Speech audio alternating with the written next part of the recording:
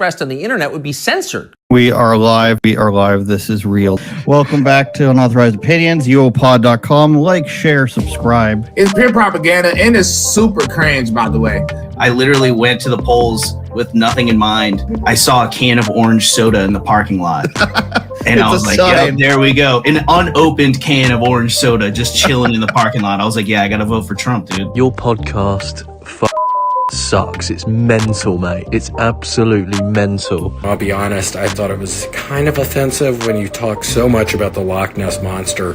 Political climate. And Andrew, treat yourself, okay? Especially if you start, I don't know, getting in good with homeless people. Unauthorized Opinions, streaming everywhere at uopod.com. Cockle doodly doodly doo, man. Guess who's back? Back again. I almost started the podcast by playing the Pac-Man behind me, but that would have been like me positioned with my backside to the camera. Wouldn't have been pretty. I did beat the first level there, though. I don't remember how far I've gotten on that. It's not as hard as I remembered. It gets harder. But this is coming from the guy who spent an entire semester in college one time beating Tetris. Some guy somewhere beating Tetris in like Russia. No, it didn't happen. It was me. News class in radio school. Shout out Paul Cross, the professor. But it was me. 99 levels of Tetris in a sitting. So, sorry, everybody. UnauthorizedOpinions.com, uopod.com. We're on Patreon. We're on Rumble. We're on X. We're on YouTube and Twitch right now. Super chats will be read on air from YouTube. And, of course, you are listening on Spotify, Google Podcasts, and Apple Podcasts if you're an OG. And please leave us a review if you haven't there already. Somebody says, what is this? Well, it's Unauthorized Opinions. You'll be agreeing with us before the episode is done. We've got lots to get to. It's the gender brain gap. And what that means is the gender pay gap is, hurting brains all across the world. That includes Ronda Rousey. They're coming for Caitlin Clark now. We're going to take a trip back in time through some images of previous protests, and we have some words from Sam Hyde as well, who I recently spoke to. So big show, wonderful show. Let's get into it. If you haven't been tracking Ronda Rousey, former UFC fighter, former champion, former pioneer, or still a pioneer, she's still alive, of UFC, of the women's division. They said it was never going to happen.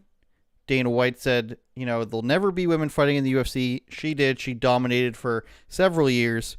You can argue she didn't fight the best, and while that's probably true, she didn't fight the best of the best at the time. She fought a lot of the best, and, you can't take that away from her. You can't take away, her 11 straight wins or whatever it was, and title defenses in there. She eventually lost to Holly Holm, got kicked in the face, and then she lost again to Amanda Nunes. Now, if you're keeping track, she recently had said that she's still the best fighter of all time, not even female fighter, which she isn't. She's not the best female fighter of all time. She said she's the best fighter of all time, bar none. And she said that the only reason she lost was because she had concussions. She had so many concussions that she would get jabbed in practice and get concussed from that. So she was in no way, shape, or form to perform in her final two fights because of her concussions.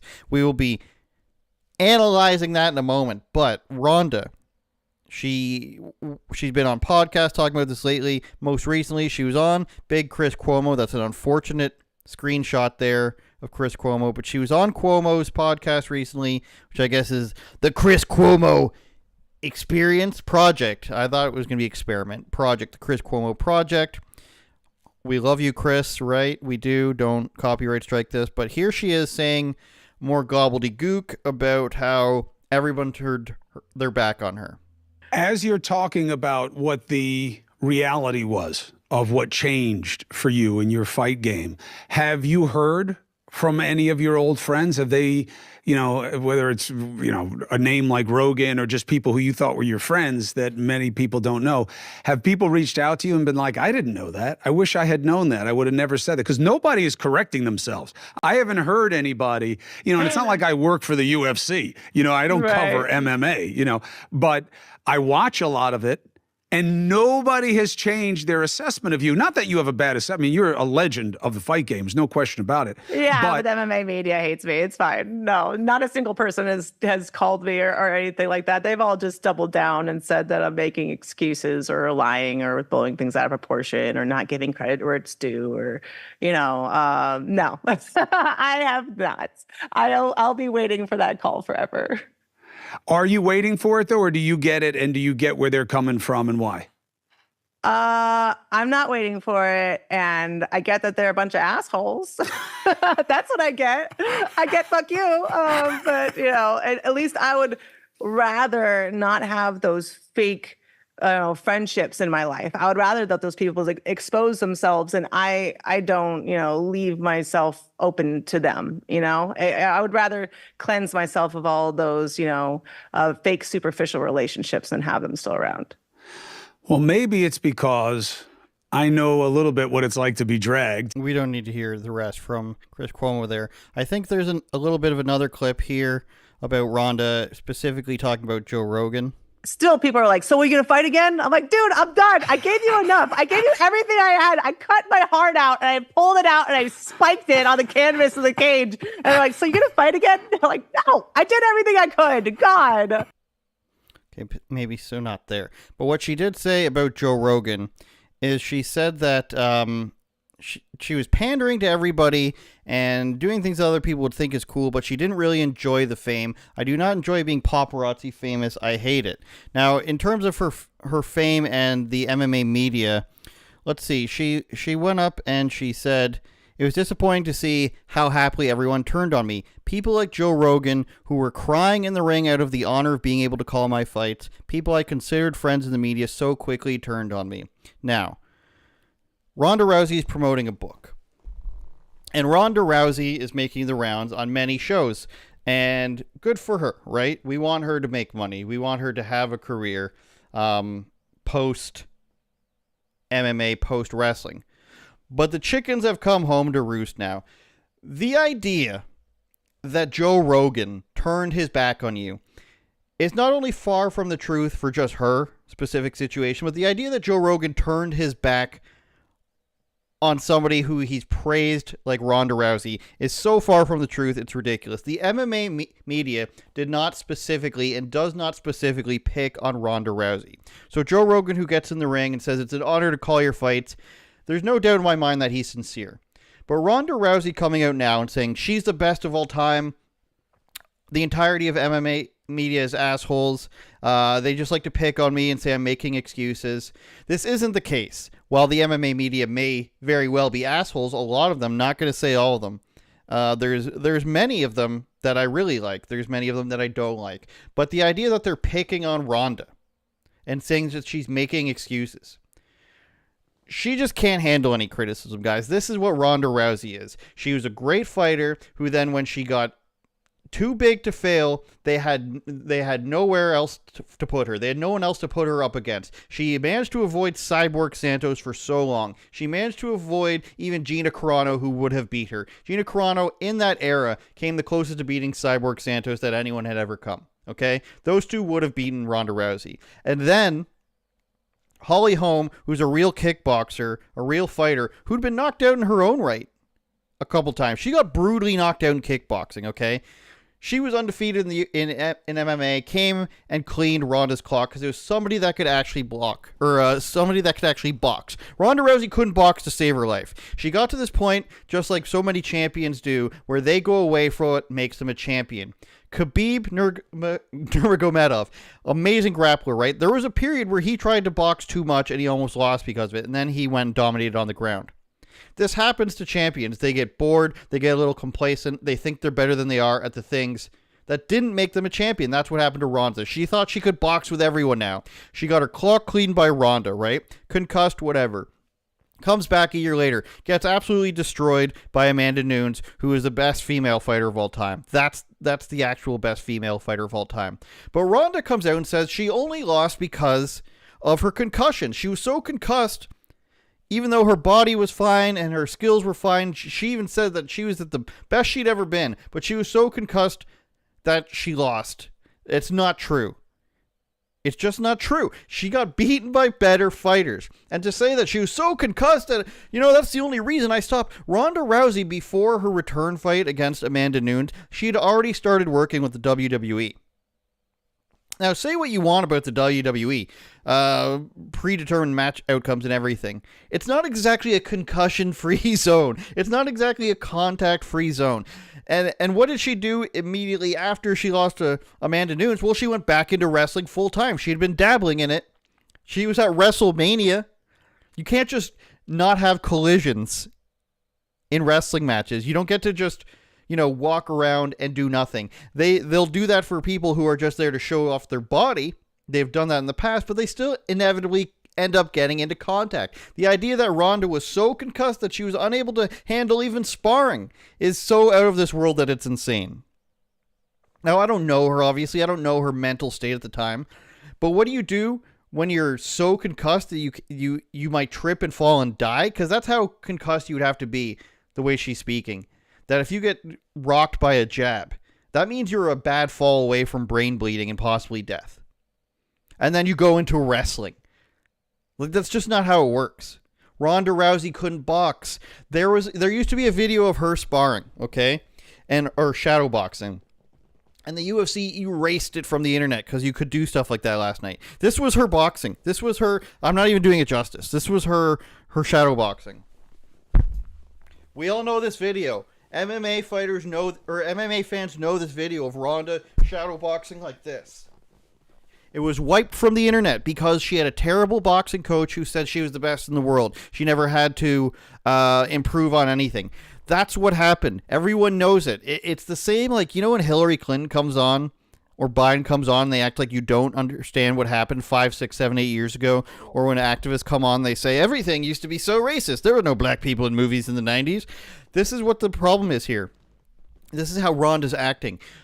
Nobody remembers what happened in 2010 or 2011 when we all knew you couldn't box and everyone would accuse your coach of being terrible and that he didn't teach you the proper stuff. He just said, go out there and do this and you're amazing. Nobody can criticize you. Nobody remembers this. Ronda Rousey, people aren't picking on you. It's because you were good, but you weren't as good as the UFC said you were. You were really good. But they had to hide you for a while. They did. Everyone knows this. They had to hide you from extremely good fighters of the time. And when you fought them, you lost. When you lost to Holly, you lost to Amanda. Everybody was like, yes, that's pretty much what we knew was going to happen. But good on you, Ronda. You took the fights. It's fine if you retire now because it's not going to get any better than it was. The idea that she went, my brain couldn't handle it, but for some reason I can go and do professional wrestling. Like, what the hell is that? She's still in her late 30s, by the way.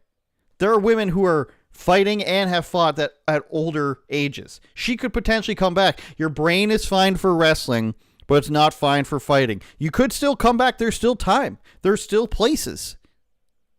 But no. Ronda Rousey, gigantic L. Good on Chris Cuomo for interviewing her. He kissed her ass a little bit.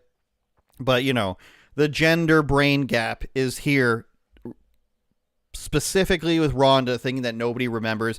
And then to say Joe Rogan, this is the person you want to call out by name.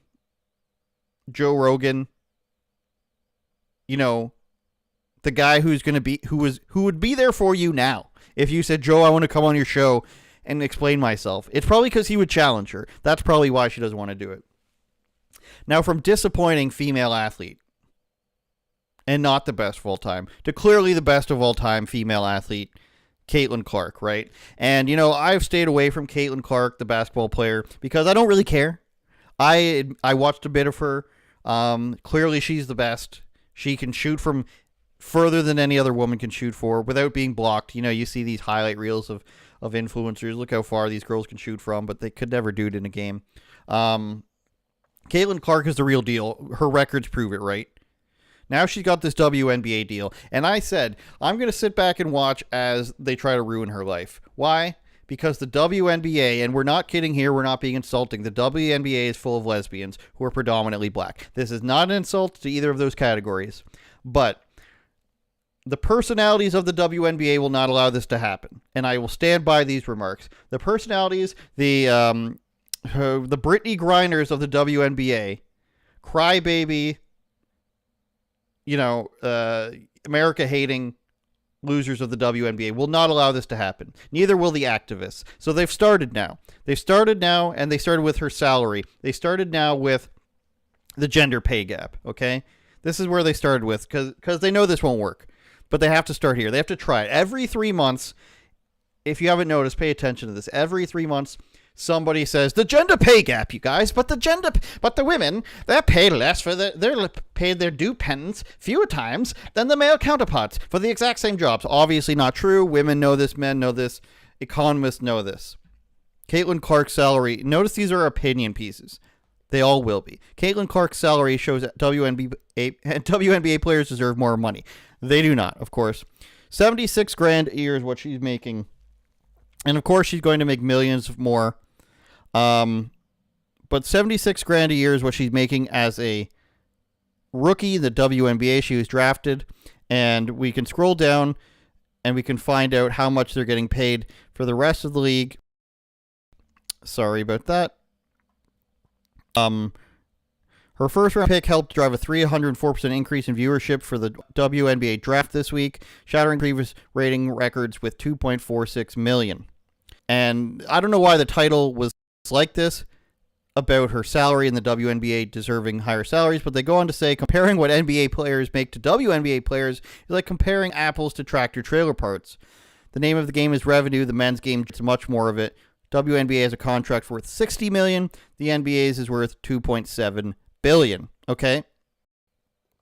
Then we ship on over. How much is the average salary? She's not even making the average because she's a rookie. The league's minimum salary is $62,000. The maximum is capped at $235,000.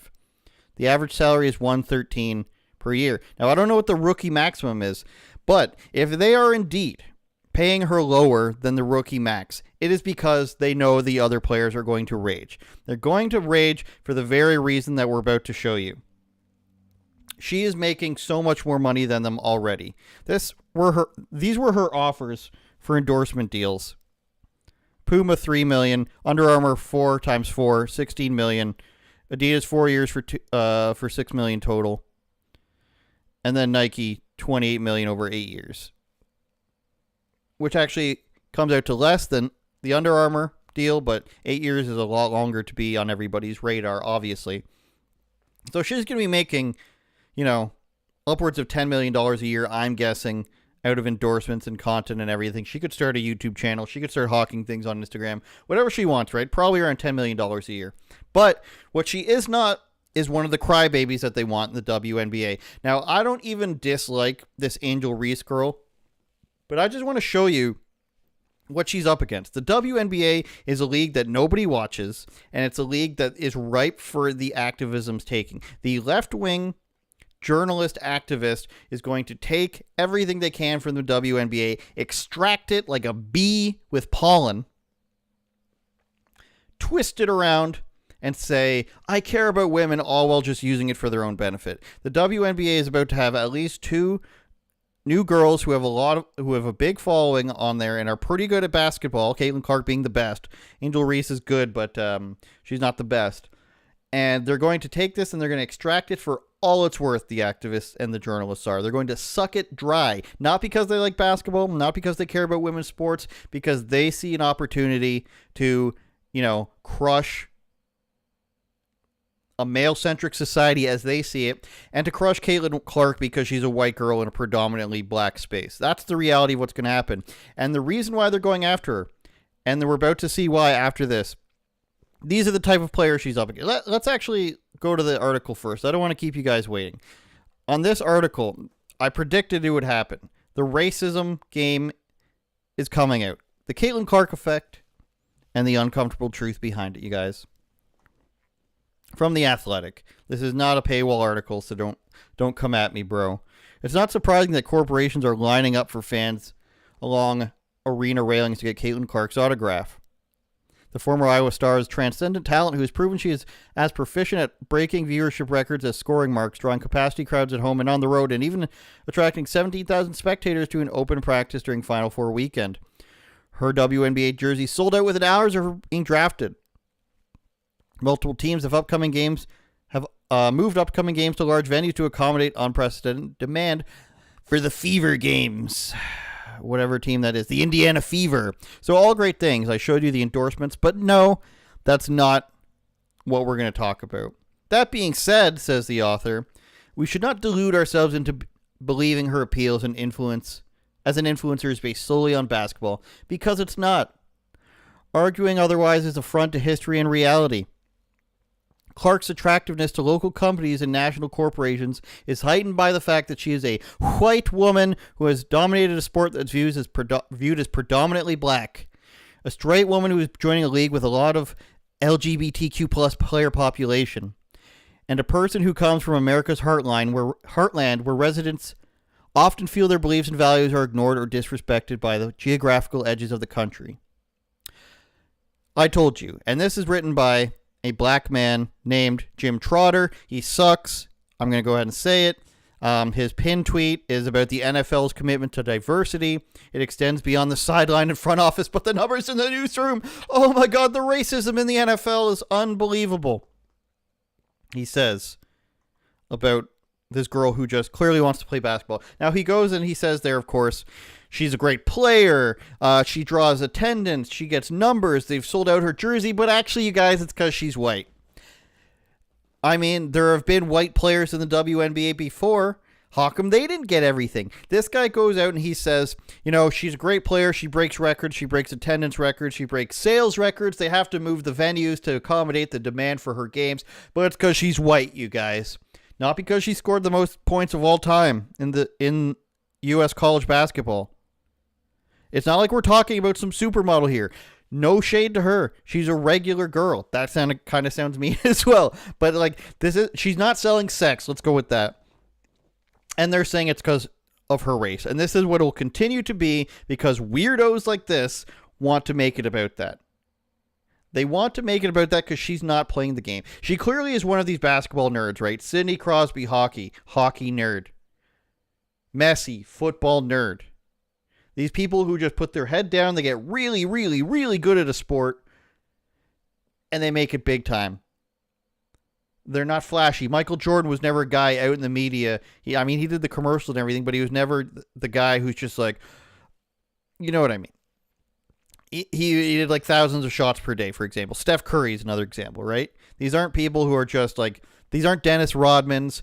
These aren't, Aaron Rodgerses. Hard to say that. Caitlin Clark is a basketball nerd through and through. You can tell. Okay? They're going after her because she isn't playing the game and because they have to. The players in the WNBA, the journalists, they can't take it. They can't take that they're the racist ones, right? It's really weird.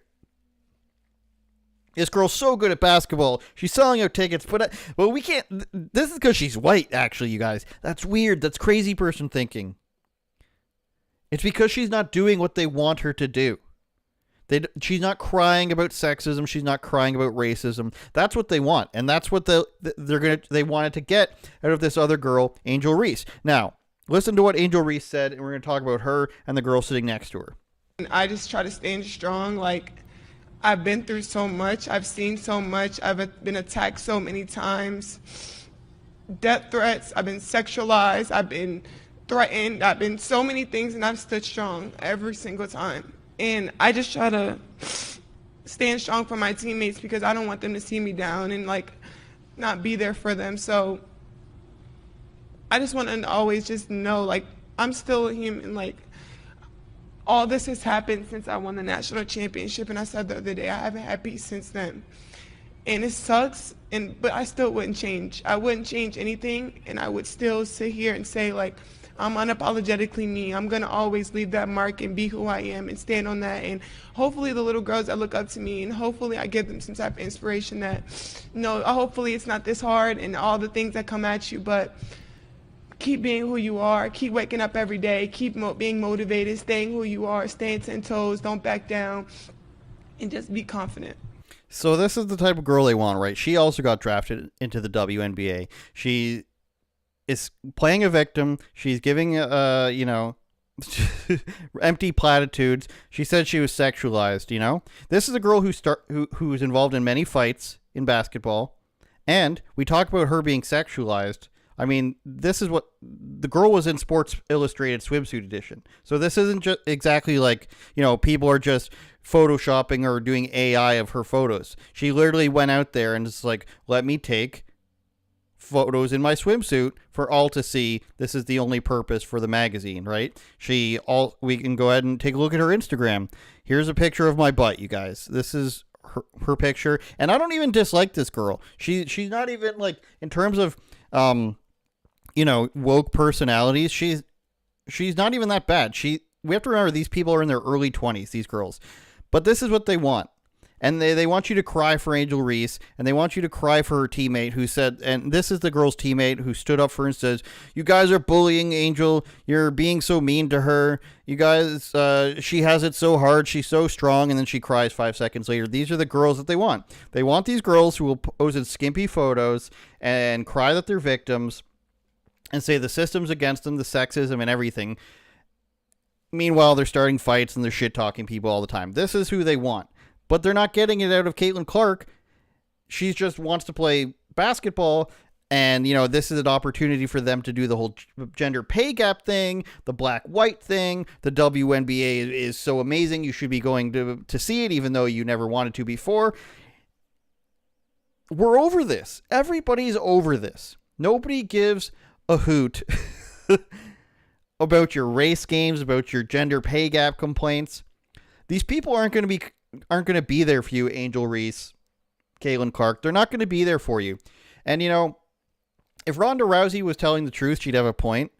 It should be these girls talking about it. It should be Angel Reese saying, you know what, I was able to sit up there and say I've been sexualized, and none of you people pointed out that I was in a Sports Illustrated swimsuit. It's going to be a close friend of hers or a father figure or an aunt or a mother or a sister who's got to say, you're sounding silly here. You're posting pictures of yourself in a bikini online, and then you're saying I've been sexualized.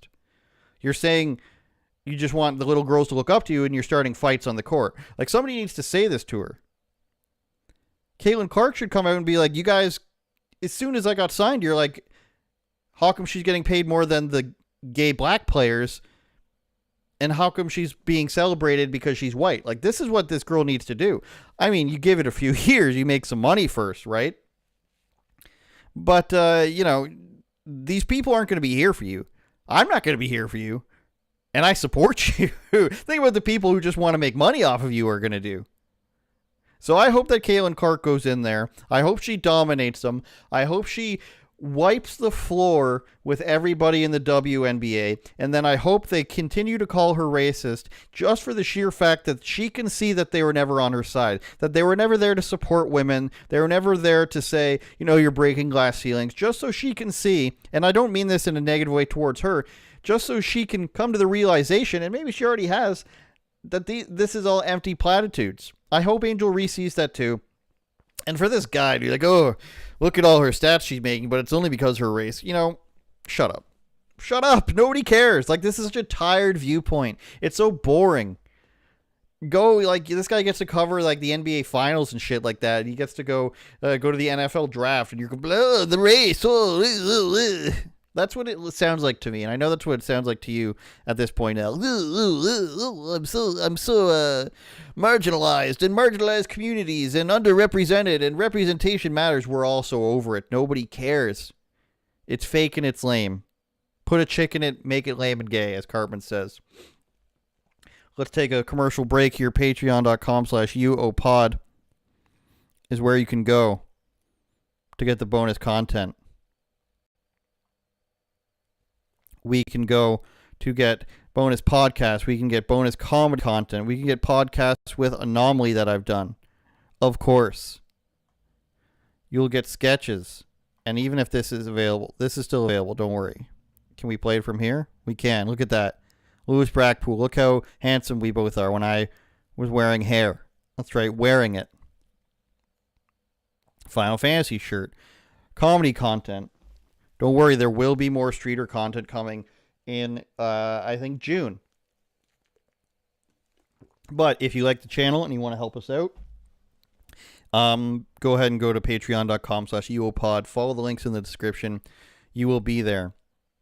If you want to follow my Blaze News content, I've been doing comedy originals.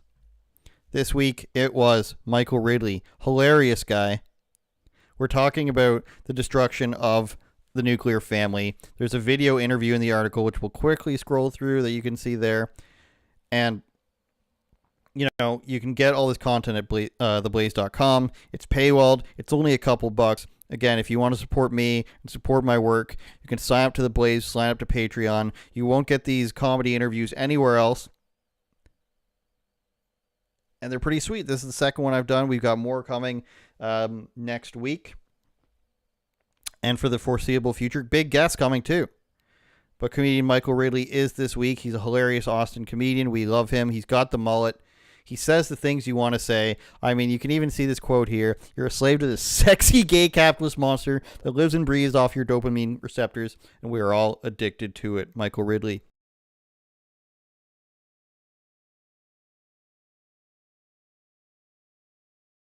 And we're back. That wasn't even me. Imagine that was just a voiceover. We're working overtime here at Unauthorized Opinions. Thank you for everybody watching right now. On X, on YouTube, on Twitter, listening on the podcastables. We're just spreading our seed all around the internet right now. Who's it going to hit? Nobody knows. I shouldn't have said that one, you guys. Take me down to Paradise City with that one. But, you know, part of being a writer, which I am, theblaze.com, you got to get images, right? You got to find things to do with your article. And I find myself on image banks, Getty Images being one of them, of course. And, you know, looking for protests, looking for feature photos, protests are always thrown into your face. I think there's a bit of a bias there in what they show you. They're always showing you, you know, gender-related abortion protests, racism protests, BLM protests. Maybe it's what people search for the most, but it's thrown in your face. And I came to a bit of a realization recently, that what they've been doing in protests in the 80s and the 90s, it's pretty much been done. That was like the third time it's been done by then. We're now in like the fifth or sixth time they've tried them. And I took notice from certain images where it's arguments you've heard before. And like I mentioned earlier about the Obamas and the Clintons and the Bidens always acting like, you know, you've never heard this before. Or there's nothing on the internet where they're saying the exact opposite. Like when Joe Biden tells one of his stories and he's told it differently before and he's obviously lying. There is that in imagery. And I bring up some of these because they made me think of that first and foremost. They made me think that the news cycle is perpetually just on rotation, right? Just a revolving door. This one says Roman Catholic Church. Women priests, yes. Misogynists, no. I mean, that's so low energy, but that's something you could literally think of today and put on a sign. Now, they started letting women be pastors at churches and priests at churches, which is crazy, but you can see it's been in the works for a while. All these images I'm showing you are from the 80s and 90s. Nothing's past, you know, like 1997. I don't remember the exact date on this one. Looks to be the 90s to me. Here's an even older one. I think this is from the early 80s. Women control planes. Why not trains? But put women train drivers. I mean, the word is conductor, but sure. Put women train drivers on the right track. I don't even know what that says. Must stop passing the buck. Something opposes discrimination and something won't act or stand. I don't even know what that says. But they're complaining that women aren't allowed to drive trains. It's another one. Here's one from the late 80s, I believe. Stop AIDS. Teach safer sex. Something are human rights. Gay rights are human rights. Where have we heard those types of terminology before? Stop gay teen suicide. So this is, I guess, an anti-AIDS protest about teaching safer sex. So they want you to teach your kids about sex. And they use these arguments now. Gay rights are human rights. I mean, there aren't different rights. You know, there aren't different human rights. And pretending like it is crazy. But we see that now. Trans rights are human rights. Stop gay teen suicide was one that, you know, you hear this argument for everything the left pushes. If you do not do it, we're going to die. You see, stop trans kids. If you don't give your kid, surgeries and hormones, they're going to kill themselves. So why can't you do that? It's wild stuff. There's another one. Women are powerful and dangerous is this one. Were you seeing that last one? I might not have shown it. Stop gay teen suicide. Teach safer sex. Gay rights are human rights. Hands off my rights. It's all the same terminology we're seeing now. But this one, women are powerful and dangerous. These terms and these phrases have been used for so long to push the same agendas. And if I was naive, I might say, hey, these might just be generational issues. These might just be issues that come up every 10 to 15 years, and people want to talk about them, and they're always, they're always going to be brought up. These are always going to be things people are worried about. But that might be true if you didn't see the same terminology being used to fight for everything. Teach safer sex, hands off my rights, gay rights are human rights, stop gay suicide, you're killing us, don't be a misogynist, women are strong and powerful and dangerous, all these same terms that are being recycled just to manipulate you. I might think, if I was naive, that they were just naturally happening. But the same words that are being used over and over again, climate change, that's changed so many times, even over my lifetime. First, it was the ozone layer. If you're, 18 and a half years old like me, you might remember that from high school. First, it was the ozone layer. There's a gigantic ozone layer you guys got to worry about. Okay, apparently that got clogged up with umbrellas. I'm guessing Antifa did it. Then it was global warming. The warming of the earth is going to melt the polar ice caps. And that wasn't really working. Nobody really cared. And then Al Gore came out and he said, it's all going to happen. The ice caps are going to melt. The sea levels are going to rise, and it's going to happen by 2012. We're all going to die. There was a movie called 2012. Pretty good movie. Just to scare you. The Day After Tomorrow. All these doomsday movies where they start with, a scientist, he's deep in a bunker somewhere. He's watching the satellites. He's watching the seismic shifts, and he's saying it's coming, and nobody believes him. He's got the paperwork right here. Why won't you read it until it's too late? And Jake Gyllenhaal needs to find antibiotics and swim in ice cold waters and be on the telephone as it's coming up to. It's all doomsday stuff. None of that stuff happened, right? And now they just said, you know what? We need to go more generic because none of this stuff happens. We'll just call it climate change and say that you don't believe in it. Obviously, everybody can tell that the climate changes, but we'll still say that you're a climate denier. There's even more specific ones in Canada by this guy named David Suzuki, an environmentalist. He would have these crazy commercials. He would, one of the commercials, I got to find it for you guys. One of the commercials, he would be standing on a porch and somebody would be using a non-halogen light, like the coil lights. They'd be using an old bulb light, which I think the Biden administration has banned now. And they'd be using this and there'd be factory smoke going on in the background. And then once he changes the light, the factory smoke goes away. Let's see if we can find this. Yeah, I think this is the one. And if not, we'll do our best to find it.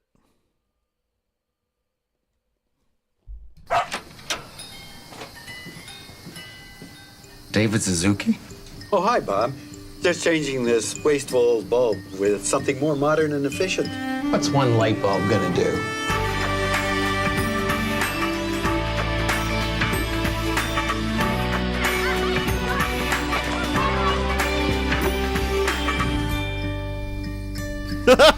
You have the power, Bob. The smoke goes away. If we use these different light bulbs, there will no longer be pollution from the factories.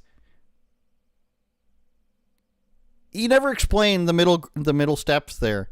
I mean, are you saying that the way they produce them causes smokestacks, like smoke to come out of the nearby factories? It's just, this is all you had to explain to a person. This was probably from 2006. You didn't have to do much. 13 years ago, 2010. You didn't have to do much to convince people back then that, you should just do the right thing. Nobody ever thought maybe he's being paid by people who manufacture the other light bulbs. maybe Al Gore had something to gain. Maybe Al Gore made a bit of money off of some of the stuff that he did. So I was talking about this stuff, I was looking into those photos and thinking about this stuff, and I got a chance to talk to Sam Hyde the other day, the infamous, content creator, the brilliant mind that he is. It was insane. I'm not gonna sit here and say it was the greatest interview ever. I had not sure what was going on. He didn't really directly answer any questions, but we'll go ahead and we'll give Sam Hyde. I didn't want to say the live stream was with Sam Hyde. It is featuring or with words from Sam Hyde. So here they are. Basically, in the same line of how the news cycle basically repeats itself every couple of days. I was looking through some Getty images yesterday. Looking. I thought you said gay images for a second. My brain's playing tricks on me. Damn it! You don't know what I do. All right, go ahead. Getty images. There's bodies buried under that museum, right? There's a Getty Images museum. Oh yeah, absolutely. Yeah, the Getty Images Museum. That's what we meant. They got bodies under that too. They got bodies everywhere. Yeah. So what I was noticing was that there is basically the same protests, the same messaging happening in the 80s and the 90s, just through some of these images. Some of them were like, I'm forgetting right now. Let me look at them right now. One of them is women priests, yes. Misogynists, no. Another one is, teach safer sex, stop gay teen suicide. A lot of these things are things we've heard, agree with me, or the kids are killing themselves. And a lot of these topics are repeating themselves. Do you think, again, do you think that there is a methodology behind this, whereas the powers that be, let's call them, are consistently trying to push out the same messages? Climate change is another one, and just hoping that it sticks one day. Or do you think that this is just a generational thing where people naturally gravitate towards these issues? No, it's whatever appeal to emotion they can drum up in the moment. And let me tell you something. This is all going to change when we start disregarding women entirely. That's going to happen over the next 10 to 15 years. You're going to start to see people stop listening to women. People start saying, shut up to women. Have you started? Are you kidding? Of course. Go outside and do it right now. Andrew, did you know that women they have an off button? Did you know that? No. It's both their eye sockets. Who's the ex CEO? Yinda Lacarino? Linda. He has two big off buttons right here. You just have to press them really hard. Being facetious, but it's coming back, Andrew. Trust me. We're coming back on top. We're gonna get him. What's coming back? Free speech. Yeah, go on a rant. Just go. Take a few minutes here. Just rant about whatever you want, and I'll bring it to the masses.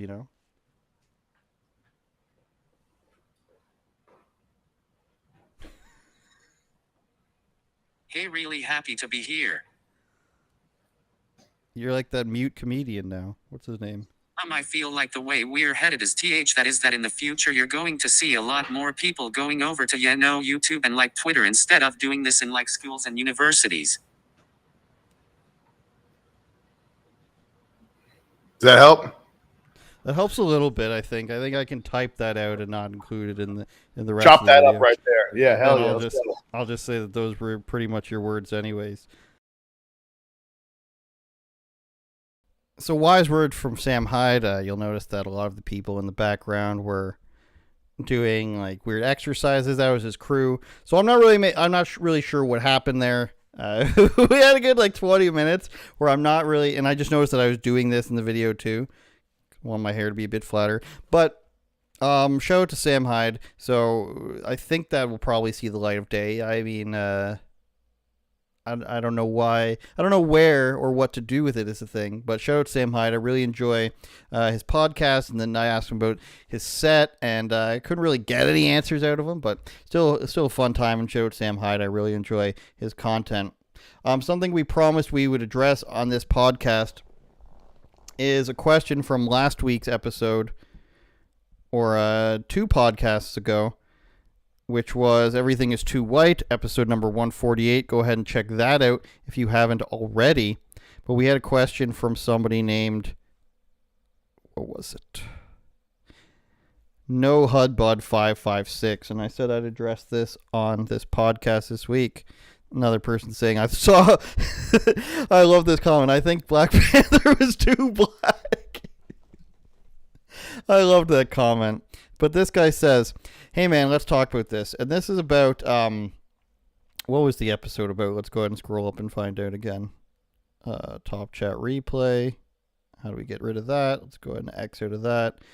Right, that was about the 80s movie star Molly Ringwald saying that, her movies that she made couldn't be remade today in the same way because they'd be too white. That would be Ferris Bueller and Pretty in Pink, I think, and Breakfast Club, all these 80s movies. She said they would be too white to make them now. You'd have to make them more diverse. So it says, hey man, let's talk about this. Does it help to highlight this? Or should I just make it even bigger somehow? So are white people being more racist to each other on this one? I don't know. Like white people, I like white people. That might imply that he's not white. But I don't want a white person to feel they have to tailor their emotions, thought process, or opinion because they are around people of color. For the record, I hate the term people of color. All ethnicities need to stop with the entitlements. Having light skin means nothing to a room full of people who have never met each other, all saying, wow, that looks cool. Wow, that sounds cool. For a fact, whatever they're all examining may not compare in color, size, or identity, but they all like it. Getting caught up in the racial aspect of being human kept us from this point today and becoming human. All humans on this planet now openly or secretly like something or someone that their family or closest peers could not like or disagree with. That's the reality of having a choice, but at what cost now in 2024 are you making that choice because of money? Stuff or things of material will never come for you like a friend or loved one when you're dying. Erase the hate because hate will not make us great. Bus Stop Wizard of Wisdom. And that was No Bud 556. So my thinking there in response to that poignant comment was, I think he's trying to say that, why are we pointing this stuff out? Why are we talking about what Molly Ringwald has to say? It doesn't make a difference. She's a dumb 80s actor. She may have been in good stuff, but who cares what she has to say, right? The problem herein lies is that since 2016 or so, we've been battling this woke, retarded ideology, right? Where it says, no, you should really care about race. If you don't care about race, then you're the racist. People of color and all these things and underrepresented communities. All that stuff is buzzwords for we want to swing you were racist society, I guess. Therefore, we will be racist in response and give us money. That's what it always ends with, is give us money, give us job opportunities. No matter who's doing it, it's because they want to create opportunities for themselves, whether it be a position at a city or a town, the racial equity boards, or a job at a university. Again, the DEI departments. That's what the end goal for all of this is. Black Lives Matter didn't really help anyone. They just, bought a bunch of houses and land and stuff. It was actually, Kamala Harris and other celebrities that bailed people out of jail. And of course, that has some strings attached to it too. But the reason why we point this stuff out is because people have been battling this for so long, and people have been saying that everything's racist for so long, that it's important to point out that when people try to deny that there are stupid points like this being made by people of note, that they are exposed for doing so. Because what these activists will say is, this doesn't actually happen. You're taking what one person says and acting like it's a frequent or often used thing. And that just doesn't happen. Nobody says we shouldn't have white people in things. Nobody says that white people shouldn't be hired for things. It's the Mark Cuban defense, right? Nobody's actually doing the bad things. They're just doing the righteous things. They just want more representation. They just want equal opportunities for everyone of every race. This is not what they want.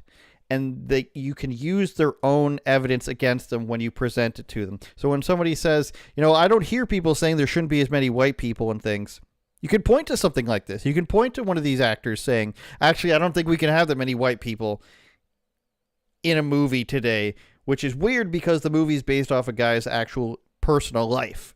So it'd be weird if you were just like, actually, your memory needs more black people in it. And the comment about the Black Panther is so funny because it's true.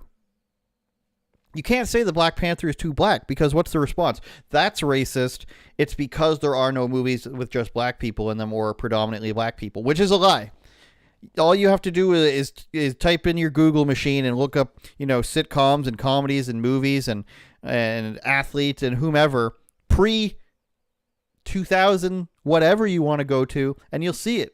It's weird. To somebody who didn't grow up in that world, it's weird that these people care too much about it. And it's okay if this is something you want to discuss. I'm never going to say don't discuss these things. But when you're angry about it and, you're just exaggerating also you can get these DEI departments, it's because you're weird. And you're covering up for your own likely racism. I'm not going to say that I know what's in people's hearts and minds, but all this stuff about the people of color, it all has, underrepresentation. It all has weird racial tones under it, which say more about the person than what they're accusing the others of being. People of color means everybody but a white person. Can you do that in a different country that isn't predominantly white? Can you say people of color in China? Can you say people of color in Nigeria? It's because the idea, it's just classic communism. You're trying to say that the majority of people are evil and they're taking away your rights. And then this underclass, which is having their rights trampled upon, whether it's trans or black people or gay or whatever, you need to rise up and usher in this beautiful communist socialist government and everything will be fine. It's just that in East Asian countries, they had to actually, the people were smarter, so they had to say, it's the bourgeoisie and the rich people that are keeping you down. But in the West, they're like, that's not really working, so let's just say it's racism, and because of the way you look, it's much a simpler thing for you to think about. Hey, look how I look. I can't really tell that the person's richer than me in a lot of cases, so we'll just say they hate me for things that aren't my fault. So that's why we need to point them out, because people will say this stuff doesn't happen. People will say discrimination against white people doesn't happen. People will say that, discrimination against Asians getting into college doesn't happen. It happens all the time, and it needs to be pointed out. And that's what I say about that. Let's take a look at some of the chat before we go. Yo, says somebody. What is this, says Kenneth. Kamala Harris is a good example. I guess maybe I should read it before. Good example why is a good example of one of your ideas. She only got to be vice president because she's black and a woman. She also claimed before this, her claim to fame before this was because she was an Indian woman. So they've used both her being brown and black as reasons why she should get a job, even though she dropped out of the race for the DNC as a presidential candidate. She was, I believe, the first one of the major candidates to drop out. She was horribly unliked, and they put her there anyways. There used to be a truck commercial, says New Marcus. There used to be a truck commercial with an Asian guy and a dog, and the tagline was "Dogs love trucks." I'm not sure what that means. Probably something about the dog food market in Asia. I think it was Nissan, he said. Where is Sam Hyde? Something I did want to ask Sam Hyde, but, in my mind one day I'm going to have a Joe Rogan-size podcast that I can ask him on, is the origins of the, putting Sam Hyde's photo out there and saying he's the terrorist or whatever. That's a good time. And that's some of the most brilliant guerrilla marketing ahead of its time. I kind of asked him, are you always thinking forward about what's going to be popular, or is it sort of just your style? And I was talking about his set that he's got with all these 90s TVs. He's got the old @ symbol, which I think is really cool. And I think all this stuff has come back. And, I didn't get a straight answer for that, but that's what I'm thinking about when I talk about, looking forward into the future and trying to predict all these things. Because a lot of the stuff, when you pay attention to the news cycle enough, it all becomes predictable. And you go back and you see these pictures, and it's like, oh, so-and-so, these are my human rights, and you're killing us. It's all been tried before, so it's very easy to predict what is what and who's doing it. I thought the Ukraine war was one of the most obviously sham things ever. When they first started doing this, I was like, there's no way anyone's going to buy this. And then once I started seeing it on every single news outlet, oh, Ukraine, I was like, they're like, this should be obvious. And then they have all the neo-Nazis. They have a lot of neo-Nazis. They can't take a promotional picture without some sort of white supremacist imagery ending up on somebody's uniform or a tattoo or something. They even had that one guy accept an award and he had to cover up his Nazi tattoos with a sleeve. You would think that this would all be obvious to people, but who knows? And then, the same guy says they're doing weird calisthenics in the background. This is true. My takeaway here is when we just juxtapose Ronda Rousey and Caitlin Clark is that, one person is going to be really good at their sport and they're not going to say anything and they're going to shit on them for them and call it racist and everything. Then you've got another girl who's going to be really good at their sport, but they're going to turn out to be a crybaby, kind of like the other basketball player too. Those are the two dichotomies of man, or in this case, woe man, in sport. And it's needs to be checked. And, I wasn't going to say about anything about Ronda, but like going after Joe Rogan, who has only been nice to this girl, Joe Rogan has a tendency to overhype the female fighters and say they're a bit better than they are. And for her to go after him for that is just ludicrous and just out of this world. And I couldn't take it any longer. Ronda Rousey, if somebody can find that video, link it in the comments or email it to me. Andrew Says TV. Anywhere you want to send it to me. She is the worst. And if you can find that picture, it might even be a GIF you could find. I'll accept that. But of her shadow boxing, like she's whipping to, it predates the rope workout, but it looks like she's lashing 2 whips. That's what it is. UOPod.com. UOPod.com, unauthorizedopinions.com. Go ahead and check out our Patreon. The links are in the description. The links are everywhere, you guys. Thanks for watching. The channel's getting bigger and bigger. We have those video game podcasts. Go back and watch that during the week if you like that, because they're coming for the gamers. They're calling them racist. They're calling them sexist and everything. They're coming for the gamers. Go watch that. If you're listening, we love you. Go ahead and leave us a review. Like, share, and retweet. And all my French people out there, we love you as well. See you guys next week. Don't forget to see my stuff on the Blaze as well. Turn it up, Jordan.